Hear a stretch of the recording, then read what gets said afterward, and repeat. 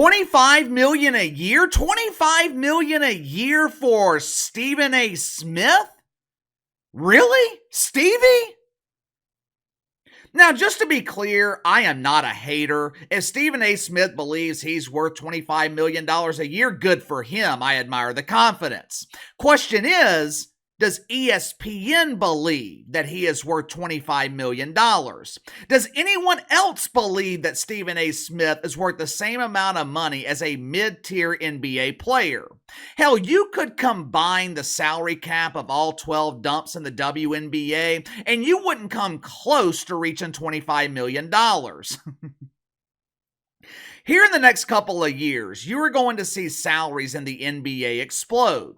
We're talking about superstar players, top players making $70, $80, possibly $100 million a year. Now, believe it or not, there are a handful of players that deserve that kind of money in the NBA. Matter of fact, there are some players that would be underpaid at $100 million a year. Go ask restaurant and bar owners in Cleveland, the mistake by the lake. Go ask them about the economic impact that LeBron James had when he was playing in Cleveland. When Bron left, it's estimated that the city of Cleveland, they lost between $200 and $500 million. Michael Jordan, Drew Brees, Tom Brady, they were all underpaid their entire careers when you compare their salaries to the economic impact they had on their respective cities. There are a handful of players in each league that are worth top money. But here's the problem. When salaries exponentially increase for elite players, they also increase for the scrubs. You find yourself in a situation where you are vastly overpaying mid-level players. Brandon Ingram, for example, he's making $33, maybe $36 million next season. There's not a team in the NBA that is willing to honor that contract. Brandon Ingram is overpaid. Hell, the Pelicans, they cannot give this bum away. Similar situation is happening right now at the worldwide leader in woke. And ESPN, they put themselves in this situation when they made the mistake that Uncle KC warned them about when they overpaid Pat McAfee. If you haven't already, make sure to like and subscribe. You can follow me on Twitter at KC_BTL84. Several years ago, I predicted that Stephen A. Smith would leave ESPN after his current contract expires. Jim Kimmel could be retiring, thank God, from that putrid dump that he calls late night comedy. Stevie, he has expressed his desire to take over from The Incredible Loser.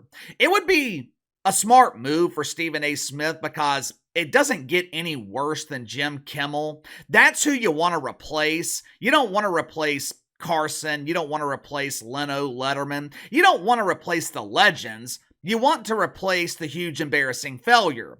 That way, expectations are low and you have nowhere to go but up. Stevie, he has launched his own podcast and YouTube channel, which are doing well. He's very successful. Over the past couple of years, he has set himself up for a better life outside the constraints of the worldwide leader in woke. At ESPN, there's really nowhere left for him to go but down. He's already at the top. He has been the face of the network for the better part of a decade. First Take is setting record ratings thanks to the addition of Shannon Sharpe. Hey, it's me, Shay Shay! According to Stephen A., First Take is number one. Of course, no one else believes that bullshit. Compared to Skippy Bayless and his show Undisputed Failure, First Take is number one. But Stevie, he's not even the most watched show at his own network. The only thing that could keep Stephen A. Smith at ESPN is money, ego. He wants to be the highest paid talent at the network. He wants to be the highest paid talent in sports media. There's just one problem, one tiny problem. ESPN doesn't seem to value Stephen A. as high as Stephen A. values himself. According to the New York Post, Stevie wants $25 million a year. ESPN, they're only willing to give him $18 million. Now, I'm not an expert in math, but those numbers don't seem close. Normally, in contract negotiations, the side with the most leverage wins. But With these negotiations, it seems like the leverage is evenly balanced between both sides. Stephen A doesn't need ESPN, and ESPN really doesn't need Stevie. 2 years ago, that wasn't the case. Stephen A had all the leverage, but he eliminated a lot of his leverage when he pushed ESPN to sign Shannon Sharpe. Before the arrival of the grown man who, for reasons unknown, refers to himself as Shay Shay, before Shay arrived, ratings for First Take were just average. Even today, when Uncle Shay isn't on the show, ratings for First Take are average. Last Monday was Shay Shay, 556,000 viewers. Last Wednesday, when it was Stephen A and whoever the hell else was on the rotating panel that day, 419,000. And that is the case throughout the year. Last week, ESPN signed Shannon Sharpe to a multi-year contract extension. So, do they really need Stephen A. Smith on First Take? But KC, Stevie is so much more valuable. He's on SportsCenter. He is the face of ESPN's NBA coverage. ESPN's coverage of the NBA sucks. It's trash. It is the worst coverage on television of any sport. Telemundo would provide better coverage of the NBA, and most of the country would have to watch Telemundo with closed captioning. With Stevie and ESPN being this far apart in negotiations, this might be why they were treating him like a player throughout the NBA playoffs. Game 7, Knicks Pacers. Malika Andrews, the face of ESPN when it comes to covering important issues in sports like abortion. Since NBA players are very concerned about controlling their own bodies, since people working at ESPN believe that men can get pregnant. But Malika Andrews, she shows Tyrese Halliburton arriving at Madison Square Garden. They show Jalen Brunson, which is typical, that's normal. But then they show Stephen A. Smith arriving at the Garden and making his entrance to the arena. They also did this throughout the NBA Finals. Why? No one knows. TNT doesn't do that with Charles Barkley. Charles Barkley is a much bigger star than Stephen A. Smith. Fox doesn't do it with Terry Bradshaw or Jimmy Johnson during football season. Tom Brady, he's going to be calling NFL games this season. I guarantee you, they are not going to show Tom Brady walking into the stadium like he's still a fucking player. Maybe ESPN is kissing Stephen A's ass. Maybe they treated him like a star player in the NBA because that's his ultimate dream. I mean, this is the same dude who was fabricating stories about his mythical career in college basketball that no one can prove exist. Maybe ESPN did this to massage his ego, soothe his Bruce Caboose, because they don't want to pay him $25 million to draw less than 500,000 viewers on First Take. Just think about that for a second. $25 million, that is Sean Hannity money. Sean Hannity is drawing 2, sometimes 3 million viewers in prime time. Stephen A. without Shay, he's drawing less than 500,000. Is he really worth $25 million a year? Hell, is he really worth $18 million? I don't feel bad for ESPN here because they put themselves in this situation. Paying Joe Buck and Troy Aikman, that's understandable. You can justify their salaries.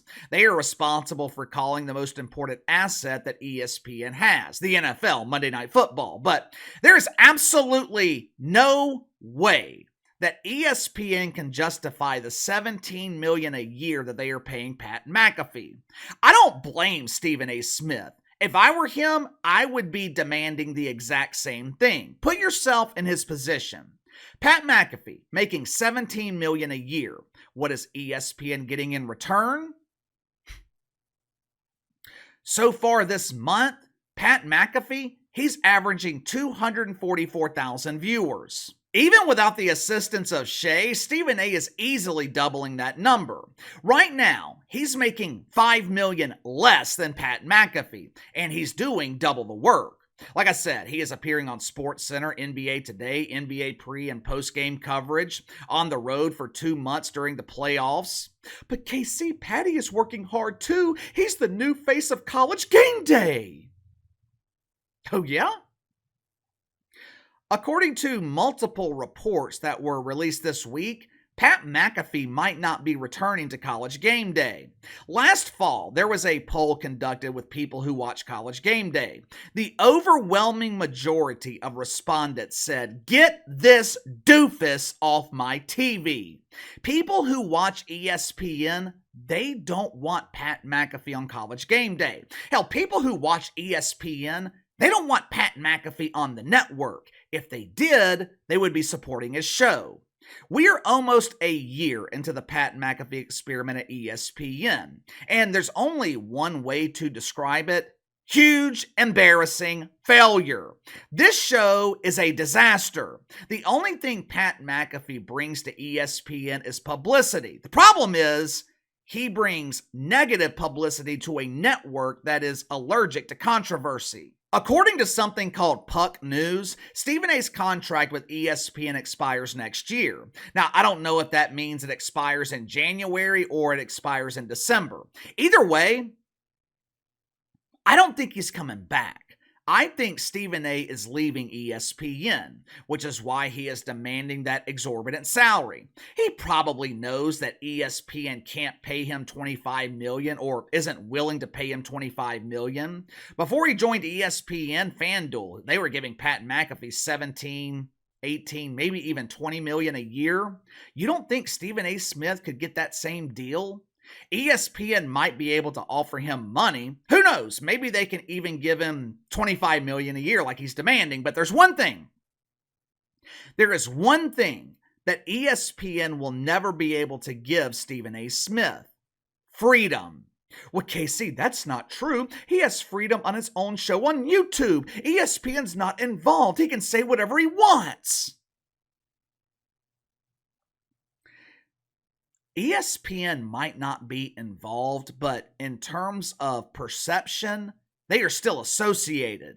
He might be less censored here on YouTube than he is on ESPN, but Stephen A. Smith, he still has to be careful with what he says.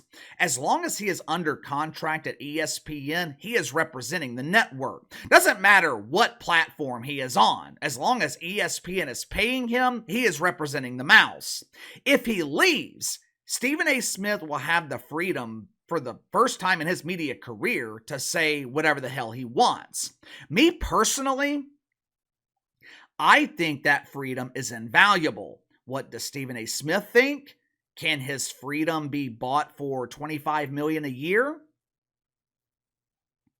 You tell me. Will Stephen A. re-sign with ESPN, or do you think he leaves? I think he leaves. I've been saying it for a few years now. I think he leaves, and I think he should leave. He's not getting any younger. I think he's approaching 60. This will probably be his only opportunity to go out on his own. Also, give me your thoughts on Pat McAfee and his continued struggles at ESPN. Is the experiment a failure, or does Pat McAfee just need more time to resonate with ESPN's audience? Let me know. Sound off in the comments below. Like, subscribe, share the video. Appreciate your support. Best way to contact me is by email at btlkc84@gmail.com, and I'll see you guys tomorrow.